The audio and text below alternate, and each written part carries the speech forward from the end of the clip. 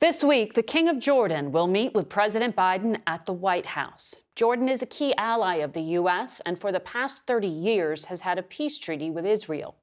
We spoke with his partner, Queen Rania al Abdullah of Jordan, on Thursday. She's of Palestinian descent and an advocate for children. We began our conversation on the impact of the war between Israel and Hamas and America's role in the region.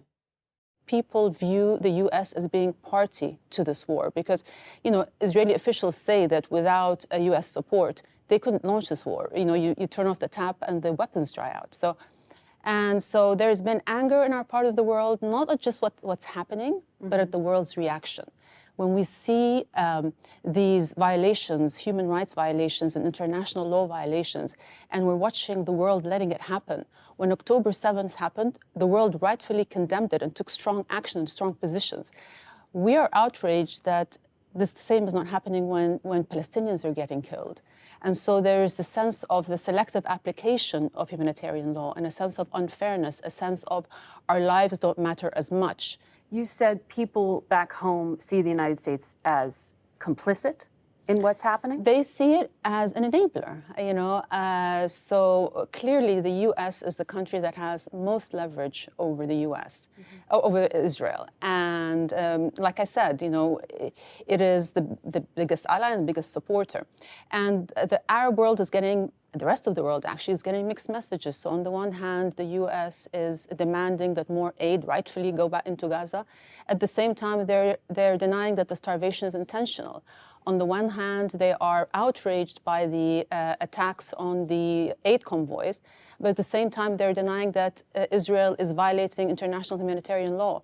There's an expression of concern over civilian deaths, but at the same time, there's a provision of offensive weapons to Israel that are used against Palestinians. When you try so hard to thread the needle, you can risk dropping the ball. You can risk letting your values and principles unravel, and that has a deep impact. Either everyone is accountable or no one is. So the next time a country breaks the rules, and the U.S. comes and tries to apply more authority, those countries are going to say, well, you made an exception here, so why apply it to us?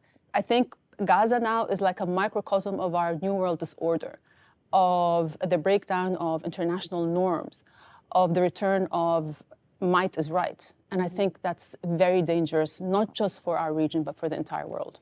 Recently, President Biden, just about a month ago, warned Prime Minister Netanyahu that U.S. policy would change if Israel's behavior and conduct in this war didn't change.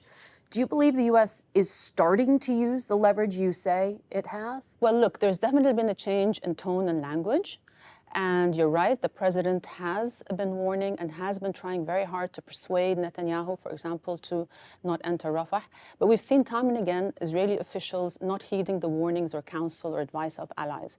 So I think it's time that the international community, including the U.S., really use its political leverage to compel Israel to end the war and to let aid in. And it's by standing up for international law, saying, for example, the building of illegal settlements is wrong and it has to stop. It's by saying that, we are not going to provide you with offensive weapons.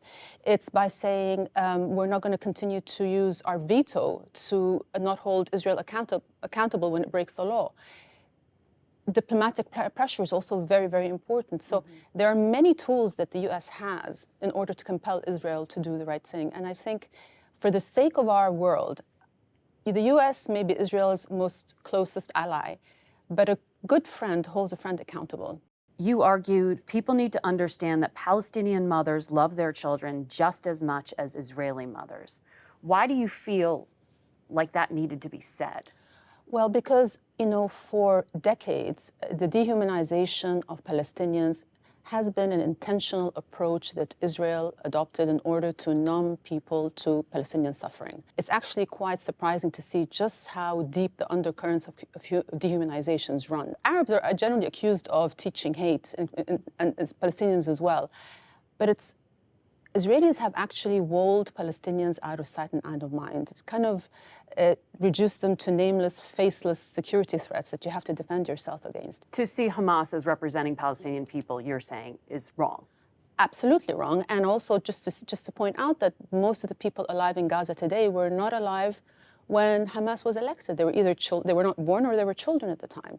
So absolutely, Hamas does not represent the majority of Palestinians. And if Palestinians hate Israelis, it is not because of their religion or their identity. It's because of the fact that they've only interacted with them as enforcers of a military state. They have only known them through their checkpoints and bullets and guns. It's not something that's inherently in them against Jewish people. In fact, I always try to remind people that, you know, we have coexisted, Christians, Muslims, and Jewish people for the longest time. Well, you know, historians will argue anti-Semitism has been present throughout history, right? Yes. And it is hard for people to hear some of what you are saying and not react in that way, where they hear a characterization of criticism of the Israeli government or the Israeli military and see where you're separating from Jewish people. Right. A lot of people don't hear a difference. Anti-Semitism is absolutely present, and it's been on the rise, it's been on the surge, and it is the worst kind of bigotry. It is pure hatred, and I always say that Muslims have to be at the forefront of fighting anti-Semitism, because Islamophobia is the other side of the same disease, and it's also on the rise. Judaism is a religion of peace, and the issue is when you try to conflate anti-Israeli policy with anti-Semitism, right? Anti-Semitism is when you persecute somebody or you discriminate against somebody based on their Jewish identity. Israel is a state. It has political policy, political parties. So you can criticize the state of Israel, but that's not necessarily anti-Semitism. So when people stand up and speak against the war in Gaza, when they're talking about speak against the collective punishment, when you deprive people of food as a weapon of war, when an entire population is displaced, when there's indiscriminate bombing, that is not anti-Semitism. That is speaking against Israeli policy. And I think it would be wrong to hold the Jewish community responsible for the actions of or the policies of Israel. How are young people in Jordan thinking about this right now? I mean, what is the sentiment in terms of the American unconditional support for the government of Israel? I have to say, in one word, there's outrage.